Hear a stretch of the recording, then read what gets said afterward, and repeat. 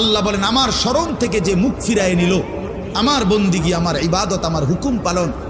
আমি তার জীবন করে দেব সংকীর্ণ এবং তার হাসরের ময়দানে উঠাবো অন্ধ। এই জীবন সংকীর্ণ করার একাধিক তাফসির, এর মধ্যে একটা তাফসির হলো এইটা যে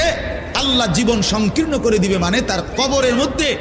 তার কবরটাকে একেবারে সংকীর্ণ করে দিবে। আল্লাহ রসুল বলছে নাফরমানের কবর রাইখা যখন ফেরেশতা চলে যাবে, কবর ডান পাশের মাটি তারে একটা চাপ দিবে বাম দিকে, বাম দিকের মাটি এক ডান দিকে, আল্লাহর কসম ডান পাশের হাড্ডি পাজর ভাঙ্গা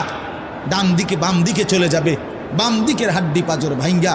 রাসূলুল্লাহ সাল্লাল্লাহু আলাইহি ওয়াসাল্লাম বলছে বন্ধু দেখেন হাত্তা তাখতালিফা আদলাউহু, এই দুই আঙ্গুল যেভাবে এভাবে একটার ভিতরে ঢুকে গেছে, খোদার কসম ডান পাশের হাড্ডি পাজর বাম পাশের হাড্ডি পাজর এইভাবে একটার ভিতরে ঢুকে যায়।